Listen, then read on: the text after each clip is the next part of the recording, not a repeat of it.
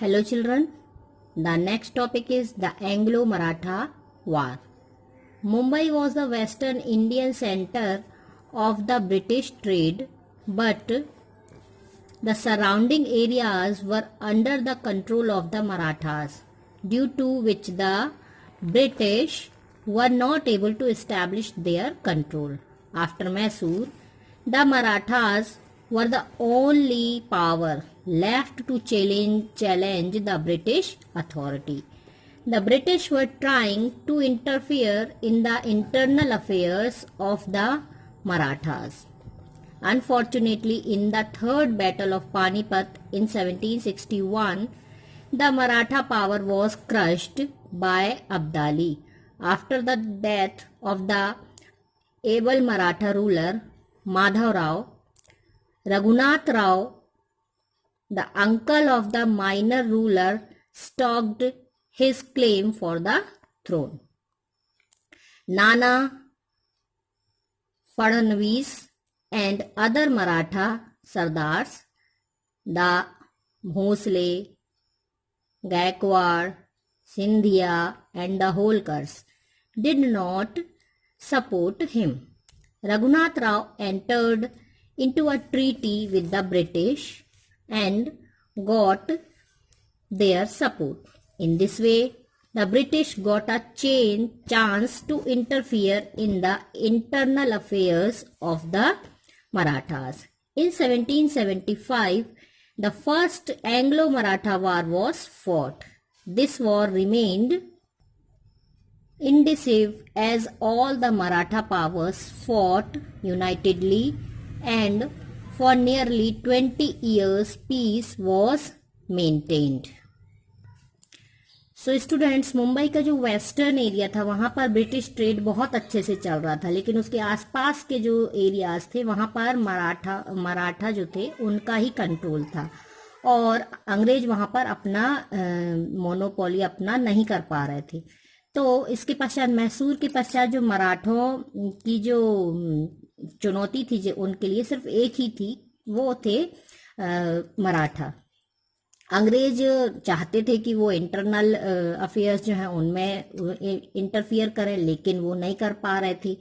लेकिन क्या हुआ, उनको अनफॉर्चुनेटली एक मौका हाथ में लगा. 1761 में अब्दाली के हाथों पानीपत का जो तीसरा युद्ध हुआ उसमें मराठों की स्थिति कुछ कमजोर हो गई और इस समय में वहाँ के जो पेशवा थे माधव राव, उनकी मृत्यु हो गई.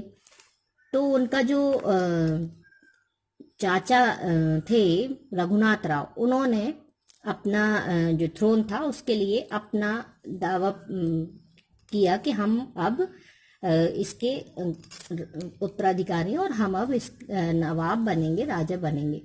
और राजा फडणवीस और मराठा सरदार भोंसले, गायकवाड़, सिंधिया, होलकर, इन सब ने इस बात का विरोध किया. वो उसको पसंद नहीं करते थे रघुनाथ राव को. तो रघुनाथ राव ने फिर अंग्रेजों की हेल्प ले ली और उसने अंग्रेजों के साथ एक ट्रीटी कर ली, एक संधि कर ली. इस प्रकार से क्या हुआ, अंग्रेजों को मौका मिल गया कि वो इंटरनल अफेयर्स में इंटरफियर कर सकें. फिर 1775 में इसलिए अंग्रेजों और मराठों के बीच में पहला युद्ध हुआ. Anglo Marathas first war was held in 1775. पहला युद्ध हुआ उनके बीच में. और क्योंकि जो मराठे थे वो एक नहीं थे, आपस में उनके में गुटबाजी चल रही थी, तो इसका जो वार हुई, जो युद्ध हुआ, वो उसका कुछ सही परिणाम नहीं निकला और इस लगभग 20 इयर्स तक शांति हो गई, लेकिन उसका परिणाम कुछ मराठों के फेवर में नहीं आया. The second Anglo Maratha war was fought during the reign of Lord Wellesley when the contemporary Maratha rulers Baji Rao Peshwa II had already signed a pact with the British. In order to acquire the help of the British, he had accepted all the terms of the treaty. The powerful Maratha chiefs, the Bhosle and the Sindhia, declared war against the British in 1803 to maintain their independence. Both of them were defeated and were left with no other alternative but to enter into separate treaties with the British. In the beginning, the Holkar remained aloof, but soon they also fought against the British to maintain their independence. The ruler of Bharatpur, Rajasthan, helped him. Although the British force were able to defeat the Holkars, they were unable to defeat Bharatpur and ultimately signed a pact with the ruler of Bharatpur. फिर second जो Anglo Maratha वार हुई वो Lord Wellesley के समय में हुई। उस समय में जो उस समय के पेशवा थे बाजीराव, उन्होंने अंग्रेजों के साथ फिर से ट्रीटी की और उन्होंने उनको जो सैनिक सहायता देने का उन्होंने आश्वासन दिया और इसके कारण जो बाजीराव थे उन्होंने उनकी सभी शर्तों को स्वीकार कर लिया। लेकिन जो मराठा सरदार थे, भोंसले, सिंधिया, ये सब अपनी स्वतंत्रता अपनी बनाए रखना चाहते थे, इंडिपेंडेंस बनाए रखना चाहते, इसलिए इन्होंने 1803 में अंग्रेजों से फिर से वार शुरू कर दी और बहुत सारे उन्होंने अंग्रेजों के साथ बहुत वीरता के साथ लड़ाई की, लेकिन वो अंग्रेजों के सामने नहीं टिक सके। और इसके बाद दोनों जो सरदार थे उन्होंने अंग्रेजों से उन्हें अलग अलग ट्रीटी करनी पड़ी, अलग अलग उन्हें संधि करनी पड़ी।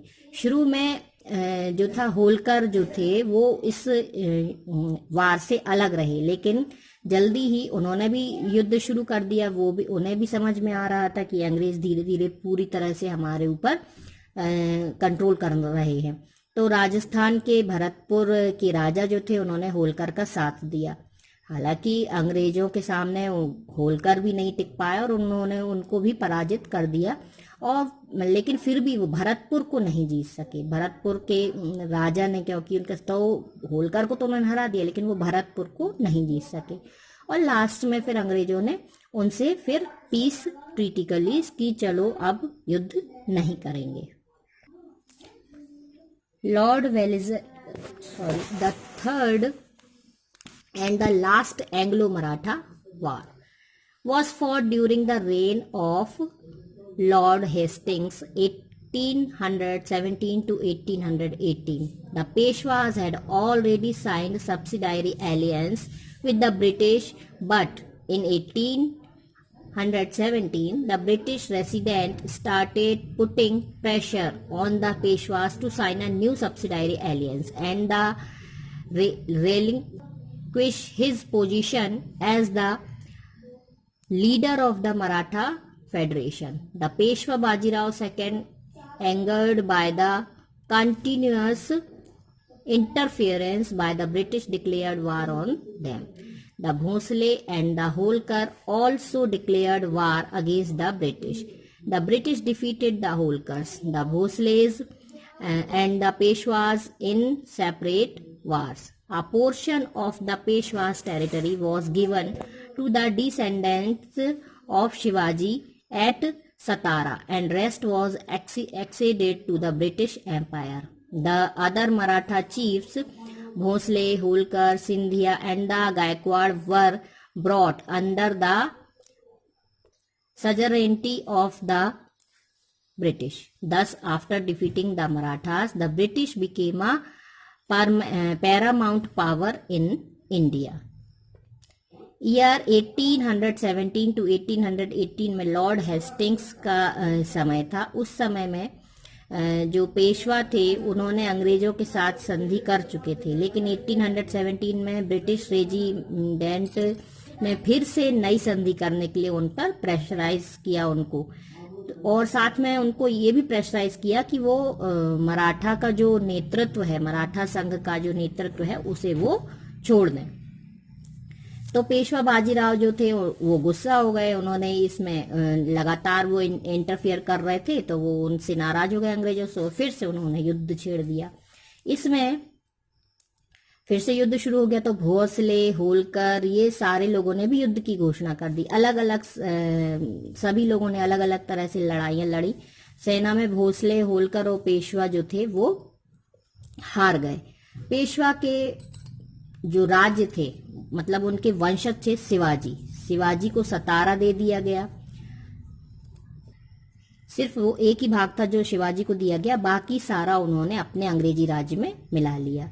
अन्य मराठे भी थे भोसले, होलकर, सिंधिया, गायकवाड़, इनकी जो शक्तियां थी इनको कम कर लिया गया और फिर उनको अंग्रेजों के अंडर में रहने की परमिशन दी गई। इस प्रकार से जो मराठास थे उनकी जो शक्ति थी उनका अंत हो गया और अंग्रेजों का शासन वहां पर भी लागू हो गया।